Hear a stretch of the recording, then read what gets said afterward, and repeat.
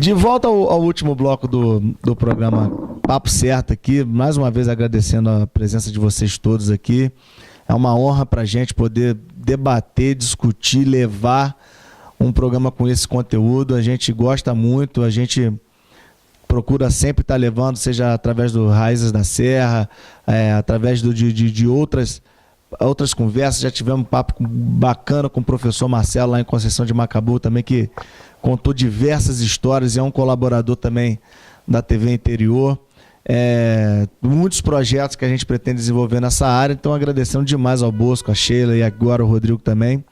Mas a gente terminou o outro bloco com a conclusão de que então o Mão de Luva não era simplesmente um renegado à própria sorte que juntou um grupo de pessoas, e sim fazia parte de uma como é que a gente pode chamar? De uma rede de interesses muito maiores e que exploravam. Ou seja, eles deveriam ser os determinados para estar explorando essa área. Então, eu peço para você aprofundar mais esse assunto. E aí eu deixo o Bosco e a Sheila. O microfone está aqui para vocês poderem contribuir. Na verdade, o Manuel Henriques, né, o nosso Mão de Luva, né, ele conseguiu, como poucos bandoleiros, reunir uma grande rede de poder, que é chamada na história de redes clientelares, né, que ia desde os escravos indígenas, né, até o próprio governador. Ou seja, ele era um sujeito que mantinha boas relações com indígenas, com quilombolas, muito provavelmente, e também com militares. Ou seja, o que se percebe através da organização do bando foi uma capacidade intrínseca desse indivíduo de formar essas redes e dessas redes, né, conseguir a proteção do próprio governador. Isso está claro e patente, né, na documentação, né? Então, pensar nessa ideia de redes de poder é fundamental para se entender o papel exercido por Manuel Henriques, né? Não, é só para complementar também, porque ele falou ontem, e eu acho que é interessante, é que na documentação que ele pesquisou, em momento algum, houve denúncia do grupo de Mão de Luva ser saqueadores, ser um grupo de pessoas que vão saquear de rapina, como era o caso do Montanha. O Montanha era realmente um assaltante de estrada. O Manuel Henriques não, ele era um contrabandista, provavelmente vindo de uma família de fortuna razoável, não era rico provavelmente, que senão ele não estaria fazendo isso, mas era de uma família estabilizada, antiga em Minas Gerais, que casou com uma mulher que era chamada de dona, né, que era significa uma boa inserção social, né, e vem de uma família, portanto ele é articulado, né, ele está com os irmãos, é um empreendimento familiar. Os irmãos Lopes e os irmãos Henriques, vamos dizer assim, apesar de eles não terem o mesmo sobrenome, né? Mas era uma coisa mais ou menos nessa lógica, né? Eu estou enganada? Está corretíssima. Essa ideia do empreendimento familiar é muito bem lembrado mesmo, né? Era um empreendimento familiar que possuía ramificações pelo interior de Minas Gerais, pelo interior do Rio de Janeiro, talvez até mesmo chegando talvez em outras regiões, né? Até porque havia várias picadas, né, que, enfim. E você também falou que eles são oriundos de Minas. Correto. Ou seja, a ideia de que ele era português ou outra coisa, eu acho que vale a pena também citar isso, dos documentos que você já encontrou sobre ele, sobre local de nascença, de casamento, se eu não me engano, que você também citou, e que, ou seja, ele teve esse acesso ao poder sendo residente em Minas e aí, de repente, um direcionamento estratégico para que ele viesse para essa região. Sim. Primeiramente, gostaria apenas de lembrar, né, que as tradições orais, que a oralidade, né, é fundamental para a história e cultura de um povo. Contudo, quando se pensa no Manuel Henriques enquanto português, Duque de Santo Tirso, é namorado com Dona Maria I. Dona Maria, só aquela princesa. Que era princesa. Né? Primeira. Sim, a Dona Primeira, correto. Era só filha do rei. Era só filha do rei. Isso não corrobora pela documentação oficial. Você descobriu de onde ele é? Sim. Para descobrir realmente trazer, como diz o orientador dele, Ângelo Carrara. Ângelo Carrara disse que ele achou uma mina de ouro. Os banhos patrimoniais do Henrique. Então, essa mitologia que foi construída, né, não se adequa a esse mito. Pelo menos não esse mito do Duque de Santo Tirso, né? Em Mariana, Minas Gerais, eu localizei os banhos matrimoniais do Manuel Henriques e do irmão dele, Inácio da Silva. E por esses banhos matrimoniais está provado, né, que o Manuel Henriques nasceu na capitania de Minas Gerais, na antiga vila de Ouro Branco, que é próximo onde hoje é Ouro Preto, bem próximo, cerca de meia hora, 40 minutos, né? E viveu parte da sua vida em Guarapiranga, onde hoje é a cidade de Piranga, em Minas Gerais, e dali partiu para cá, para os sertões de Macacô.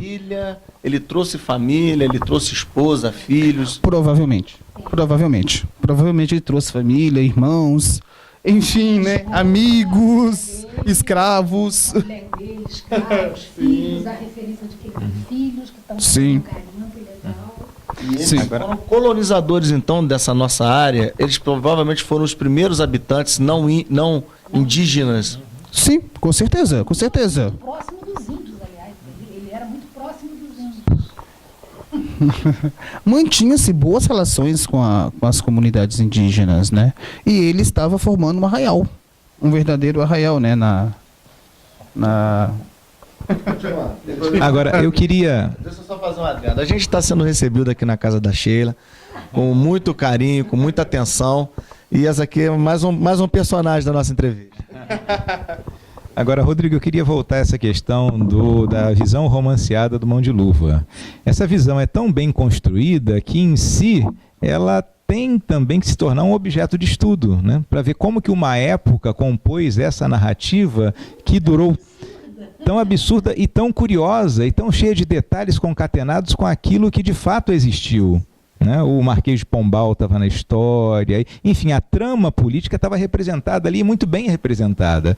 Então, esse mito de origem, colocando como o Duque de Santo Tirso, é também um objeto importante de estudo, mesmo porque... Sim. Durou e ainda dura, né?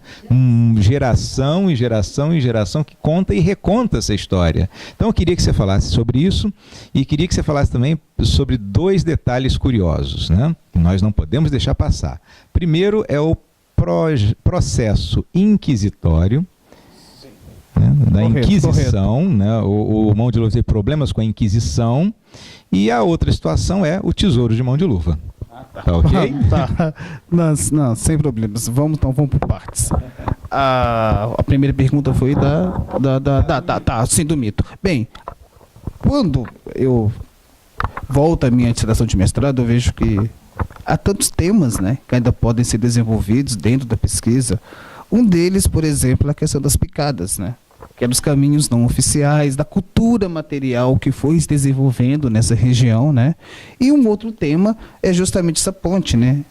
Essa análise interdisciplinar, né? Entre história e literatura, né?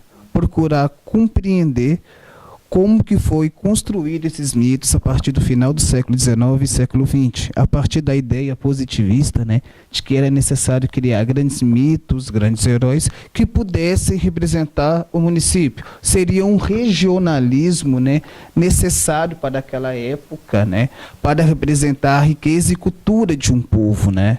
No caso do Brasil, eles tiveram Tiradentes. Tiradentes é um mito, né? Tiradentes hoje, foi Minas... É um grande representante da República, que só foi resgatado, né, 100 anos depois para a República.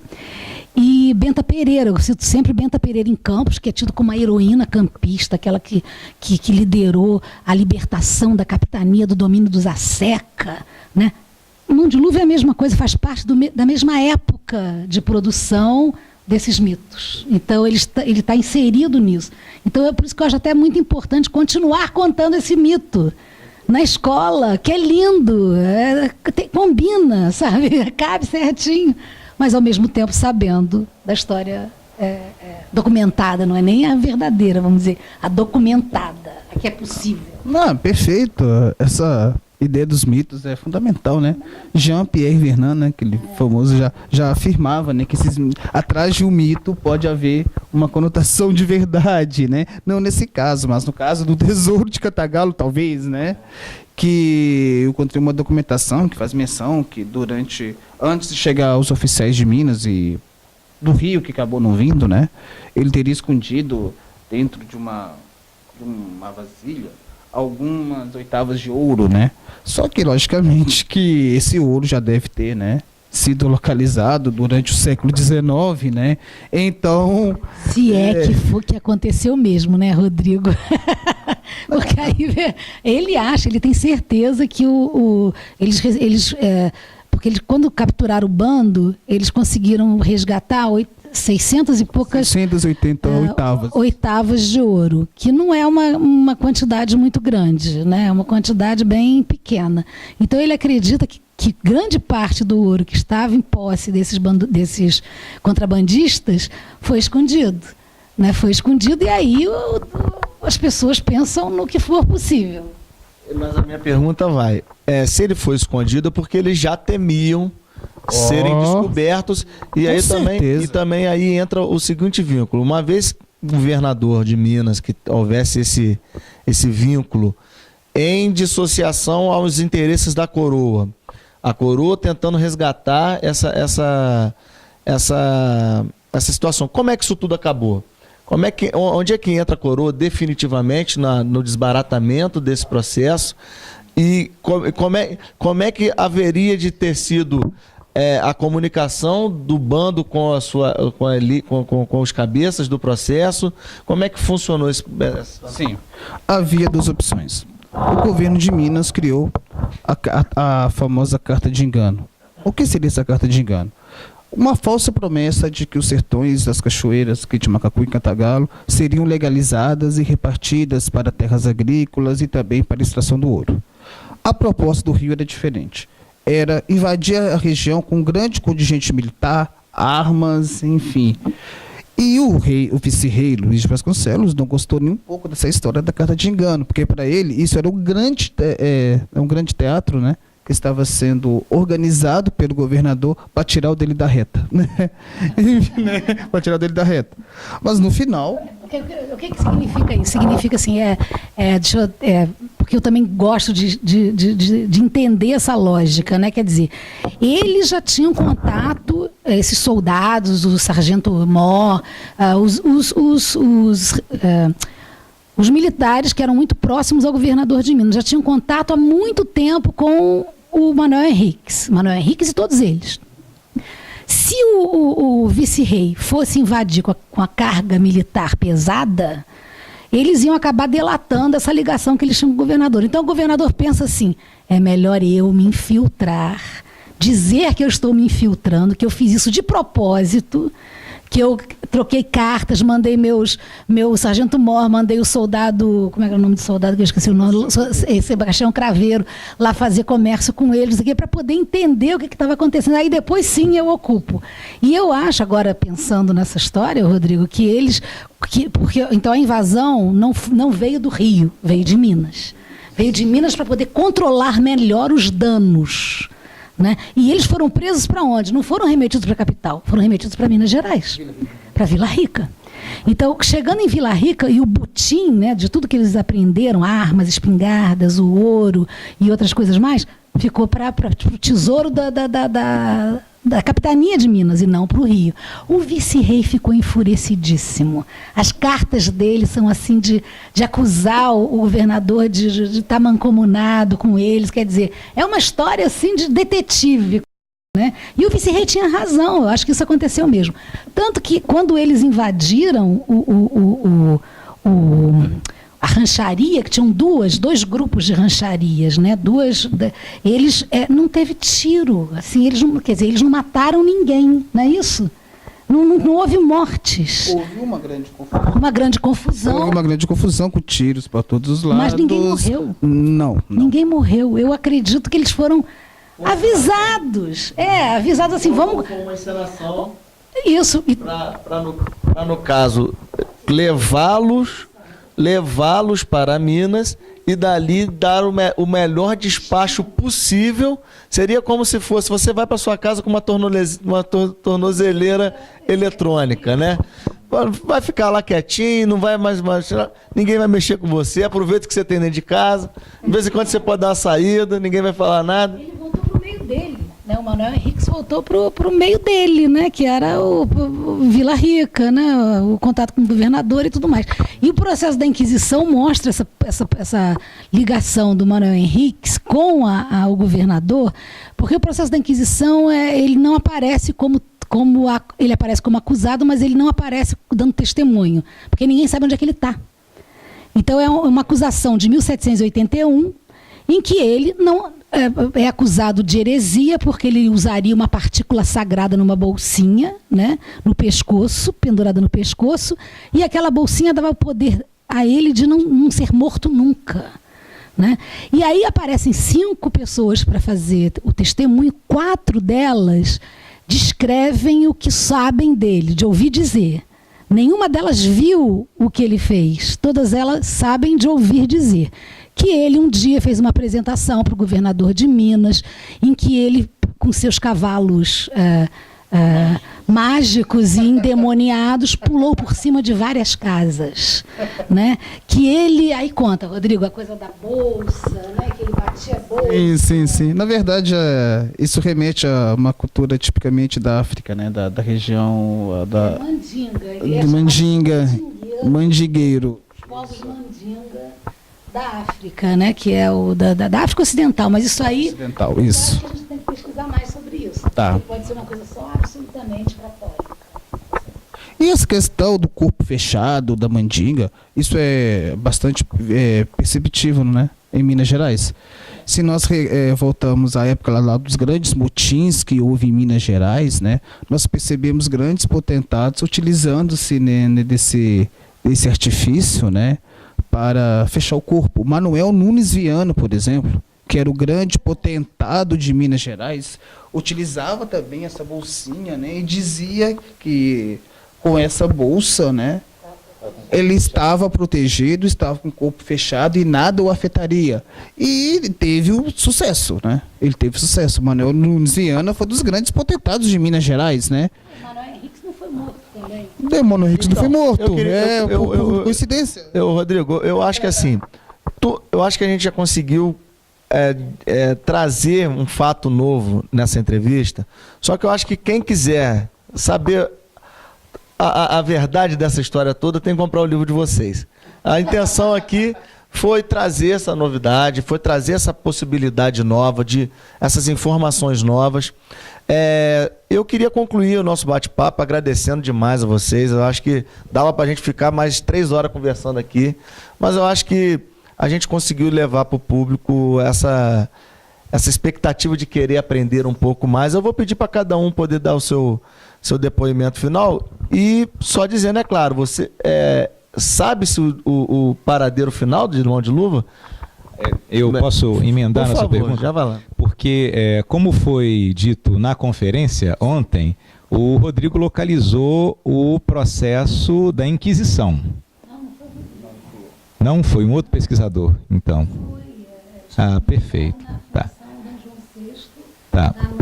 Mas quem localizou o processo? Não sei. Ah, perfeito. Mas enfim, foi localizado. O processo está disponibilizado na Fundação Dom João VI. Da Torre do Tombo também. E da Torre do Tá, mas foi localizado o processo da Inquisição. Mas não foi localizado o processo criminal. Não. De modo que, né, não se sabe ao certo o destino do Mão de Luva. Se ele foi degradado para a África, se ele foi levado para o Sul. Correto. Agora, por outro lado, há relatos de viajantes, como por exemplo John Mawin, que esteve aqui em 1808, né, que pelos relatos que ele ouviu, né, e bem recente em relação à captura, corria o boato aqui que ele havia sido degradado para a África. O Johann... Em Moçambique, exato. E Johann Jacob Tichud, que esteve aqui na 6ª década do século XIX, ele já corroborou de uma outra versão. Ele falou, não, isso tudo aí é mentira, porque na verdade ele foi mandado para o Sul. Então, como não se achou o processo criminal, isso daí ainda é uma grande incógnita, ou seja, uma lacuna que tem que ser preenchida com mais pesquisa, não é isso? Não, com certeza. Para mistificar ainda mais toda essa existência do Mão de Luva, né? Sim, também existe a possibilidade de ele ter recorrido em Lisboa ao Tribunal da Suplicação, né? Caso ele tenha sido condenado em Vila Rica, o Rio de Janeiro, muito provável Rio de Janeiro, né? Então existem várias possibilidades, né? Então estamos aí no aguardo para ver se a documentação aparece. Existe a possibilidade, geralmente quando a pessoa era detida, né? Podia demorar até uma década para ter, né, o processo final, né? Então pode ser que os documentos sejam encontrados para o início do século XIX e tem o Arquivo Nacional, se eu não me engano, na parte do Tribunal da Relação, né? Que era o antigo tribunal da Justiça, né? Que é possível talvez localizar, sim. Ou mesmo no arquivo da Torre do Tombo, que quando eu estive lá a documentação ainda não estava bem catalogada, então eu tinha também, o meu objetivo também no pós-doc foi bandoleiros, né? Bandos de assalto, né? Então eu não me detive no bando do Mão de Luva, né? Certo? Então, vou pedir para todo mundo dar uma consideração final para a gente poder ir agradecendo desde já a todos vocês. Sheila, por favor. Posso fazer a consideração final? Então, de qualquer forma, é só para dizer o seguinte: independente do destino do Mão de Luva, o do seu grupo, eu acho que foi ele e esse caminho que ele fez de eu já disse que aqui Cantagalo é quase que um reduto de guarapiranguenses, né? Porque o Mão de Luva não era natural de Guarapiranga, mas veio de Guarapiranga. O que eu quero dizer assim, ele inaugurou esse roteiro de Minas para Cantagalo. Em que sentido? Ouro, porcos, né? Porque eles criaram muitos porcos aqui no início do século XIX e enriqueceram. Não enriqueceram, mas era um tocinho, era para exportação mesmo, ele ia para o Rio de Janeiro, exportação que eu digo de um lugar para outro, né? E depois escravos e café, né? Então eu acho que foi como você perguntou, que ele foi o que ocupou mesmo, né, pela primeira vez a região, contrabandista ou não. Eu acho que isso aí é uma questão que em termos regionais isso aí não pode ser ele era bonzinho ou ele era mauzinho, não existe isso em história, né? Ele era um contrabandista, ele era um contraventor, ele estava como é que se diz? Ele estava executando um crime de lesa majestade, está lesando o tesouro real. Isso sem dúvida, mas que ele inaugurou com suas articulações essa região aqui como uma produtora de alimentos e depois vindo muito escravo e com café, foi ele que inaugurou sem dúvida alguma, e muitos vieram no rastro dele, de Minas para Cantagalo. A ponto de em 1814 a região já está sendo denominada. Rodrigo, suas considerações. Nada, eu que agradeço, Sheila, de verdade, por nos estar nos recebendo na sua residência para a gente poder estar. Não, ela faz parte da nossa história. Vamos lá, Rodrigo. Eu gostaria, né, de agradecer pela oportunidade. Isso aqui é um prazer estar aqui, né, falando sobre o Mão de Luva, né, um pouco das raízes da região, né, como que a região se formou a partir desse bando, a partir desse arraial, né. Então, e da mesma forma é um prazer também conhecer essas serras, matas e imaginar que eles passavam por aqui, né? Sim, né? Estamos em frente a Mata Atlântica. Mata Atlântica, né? Maravilhoso, né? Então, muito obrigado. E imaginar, né, Bosco, que eles estavam por aqui, nessa área aqui, né? Estão por aqui, né? Podem ter passado por aqui. Podem. Todo mundo pode Bosco, suas considerações. Bom, para quem gosta de história, para quem gosta da história de Cantagalo, da história regional, receber pessoas como o professor Rodrigo, né, conviver com a professora Sheila é algo maravilhoso. Por quê? Porque eles realmente estão engajados em fazer com que a pesquisa histórica que se aprofunde e é fundamental que se faça isso. Por quê? Porque um município tão rico em história e tão, diríamos assim, discriminado em relação às outras regiões do Brasil, merece agora um resgate dessa pesquisa. Né? Exatamente para quê? Para afirmar a importância de Cantagalo no contexto da história do Estado, da história do Brasil, e isso, pouco a pouco, e acho eu até mais rápido do que eu pensava, está acontecendo. Então eu me alegro muito em perceber que a cada dia mais novos pesquisadores são agregados a essa linha de pesquisa que, na verdade, vai fazer com que Cantagalo tenha o seu devido reconhecimento. Então isso me alegra muito, não só como vereador, né, como representante de alguma forma da municipalidade, mas também e sobretudo como professor. E como é um cidadão que acha que o desenvolvimento de Cantagalo passa não só pela pesquisa histórica, como passa também por transformar os conteúdos históricos em turismo histórico e cultural. Ok? Então agradeço a oportunidade. Não, a gente que agradece e reiterando que também esse é o nosso papel da TV Interior, que é tentar trazer as informações que valorizem essa região onde a gente atua, com o objetivo, é claro, de proporcionar, de colaborar com o desenvolvimento local. A gente agradece e até o próximo Papo Certo.